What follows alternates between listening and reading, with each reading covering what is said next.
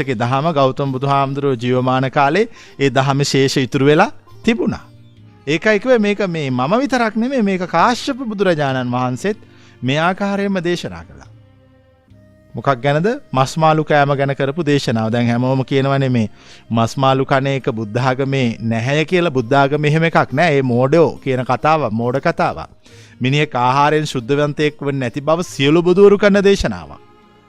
සියලු බුදුවරු මනුස්ස ලෝකෙට පැමිණෙන කරන දේශනාවක් තමයි ආහාරයෙන් සුද්ධවන්තයෙක් වෙන්නේ නැහැ. බුද්ධ ආගමේ තහනම් කරලා තියෙන සත්තු මරණ එක, සතුන්ට හිංසා කරන එක, වද දෙන එක පමණයි. නමුත් මිනිස්සු මෝඩ වෙලා.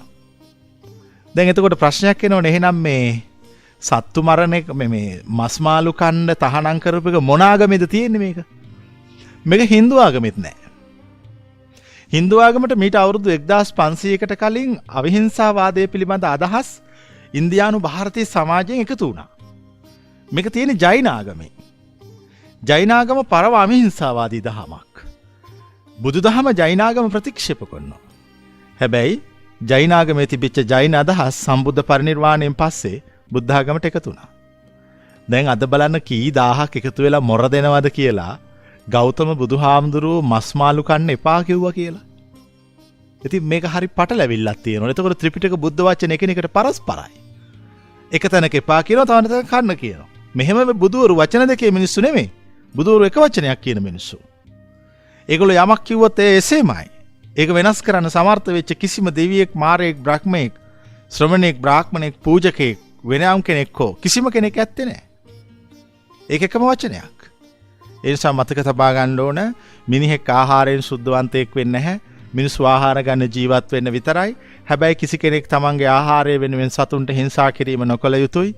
කිසි කෙනෙක් තමන්ගේ ආහාරය වෙනුවෙන් සත්ව ඝාතනය නොකළ යුතුයි. ආහාරයෙන් සුද්ධවන්තයෙක් නොවන බවත් මතක තබා ගත යුතුයි. ඉතා වැදගත් විදියට. අපි හඳුන්නේ කෙනෙක්ට නැගෙන පුළුවන් ප්‍රශ්නයක් තමයි සත්ව ආහාරයක් ලබා ගැනීම සඳහා සතෙක්ට හිංසා නොකර ඒ කොහොමද ලබා ගන්නෙ? දැන් අපි කිරි ගන්නේ සතුන්ට ගහලාද? දැන් කිරි සත්ව ආහාරයක්. මාංශයක් අනුභව කිරීම සඳහා. අපි දැන් ආදි කාලීන තාපසවරු මේ සතුන්ගේ මස් ආහාරයට ගත්තා. කොහොමද ගත්තේ? මෙහෙමයි කළේ. ඒගොල්ලෝ ගියා උකුස්සෝ ඉන්න ගස් යටට. උකුස්සෝ සත්තු මරාගෙන ඇවිල්ලා සත්තුන්ගේ මස් කනවා. කාලි වෙල ඇටකටු පල්ලෙහාට දානවා. එතකොට ඒ තාපසව මොකද්ද කරේ? ඇටකටු ගෙනල්ලා හට්ටියකට දාලා වතුර දාලා තම්බල බිව්වා. ඕක තමයි සුප් කියලා අද අපි බොන්නේ. ওই සුප් එකේ ආරම්භය. ඒගොල්ලෝ යෝගීවරු. ඒගොල්ලෝ වනාන්තරවල ওই විදියට ආහාර සකස් කරගත්තා. කෙනෙකුට සත්තු මරන්න අවශ්‍යතාවයක් නැහැ. සත්තු මරලා ආහාරයට ගන්න එක අපි සම්පූර්ණයෙන්ම අකපයි. තහනම් ඒක. හැබැයි කෙනෙකුට ඕන නම් පුළුවන් මරපු සතෙකුගේ ආහාරයක් මාළු හරි මස් හරි ගෙනල්ලා දුන්නොත් ඒක වළඳීමේ කිසි වරදක් නැහැ. ඒක මේ බොරු කතාවක්. ඒක බුද්ධ ආගම කියන්නේ බොහොම විවෘත ඉගැන්වීමක්. ඒකේ තර්ක කළ බින්දින්නත් බෑ ඒක. දැන් මං කාට හරි මම ප්‍රසිද්ධිය අභියෝග කරනවා.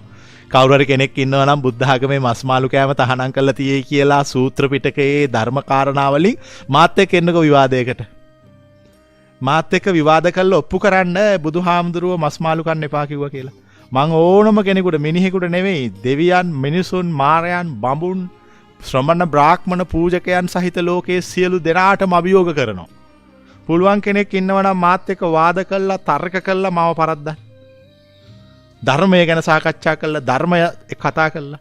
මා සමග ධර්ම යුද්ධය කරන්න සමර්ථ වෙච්ච කිසිම මිනිහෙක්වත්, කිසිම දෙවියෙක්වත්, කිසිම ශ්‍රමණයෙක්වත්, කිසිම බ්‍රාහ්මණයෙක්වත්, කිසිම පූජකයෙක් හෝ වෙනයම් කෙනෙක්වත් මේ මිහිපිට හෝ මේ විශ්වයේ වෙන තැනක හෝ නැත්තේය. එලෙස ධර්ම යුද්ධයට එන්නේ නම් ඒ මා වැනිම කෙනෙක් පමණි. ඒක මතක තියාගන්න ඕන. බුද්ධ ආගම හරියට දන්නවනම් එයත් එක්ක කතා කරන්න බෑ.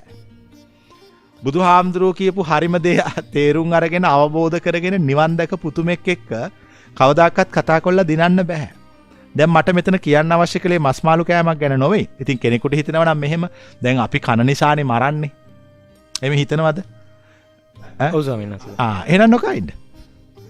ප්‍රශ්න ඉවරයි. දැන් මම මස් මාළු කන්න කිව්වෙත් නැහැ. මම නොකන්න කිව්වෙත් නැහැ. ඒක පුද්ගල රුචිකත්වය. හැබැයි මම එපා එක දෙයක් එපා කිව්වා. මරන්න එපා කිව්වා. හිංසා කරන්න එපා කිව්වා. කාට හරි හිතනවා නම් මේ සත්තු මරන්නේ මම කන නිසා. මම නොකා ඉන්න ඕන අද ඉඳලා. එහෙනම් එයා කල යුතු නොකා ඉඳීම. එච්චරයි. ප්‍රශ්න ඉවරයි. හැබැයි බුද්ධ ආගම වෙනස් කරන්න අයිති දෙන්නේ නැහැ ඉඩ. බුද්ධ වචනේ විකෘති කරන්න මම ඉන්නකම් කාටවත් අවසර නැහැ. මම ඒකේ හරිම එක දන්නවා. බුදුවරු දේශනා කරපු පැහැදිලි නිවැරදි කිසි කෙනෙකුට ඡේදනය නොකළ හැකි නොබිඳිය හැකි ඒ උතුම් මාර්ගය මා ප්‍රත්‍යක්ෂ කරගත්තා. මා අවබෝධ කරගත්තා. මා ඒක වෙනස් කරන්න කාටවත් දෙන්නේ නැහැ. බුද්ධ ආගම විකෘති කරන්න දෙන්නේ නැහැ මම කාටවත්. මා විකෘති කරන්න આવොත් මම ඔවුන් එක්ක තර්ක කළා වාද කළා මර්ධනය කරනවා. කිසි කෙනෙක් මාත් එක්ක කතා කරන්නේ නැත්තේ බය ඕකයි. බනිනවා, නින්දා කරනවා, බොරු චෝදනා ඉදිරිපත් කරනවා, ළමයි ඉන්නවයි කියන ඔක්කොම කතන්දර ටික කියනවා. හැබැයි කවුරුවත් මගේ ඉස්සරහට ඇවිල්ලා ප්‍රසිද්ධියේ මාත් එක්ක කතා කරන්නේ නැහැ. දන්නව කතා කළොත් යන්න හම්බෙන්නේ නැහැ කියලා ආයි පරද්දවන බව. ඒ නිසා මම කියන්නේ මේ ධර්මයේ පිළිබඳව අපි පුළුල්ව සාකච්ඡා කරලා අපි පිළිගන්නේ. එහෙම නැතුව අපි මෝඩයෝ වගේ කියපු දේවල් ඔක්කොම පිළිගන්නේ නැහැ.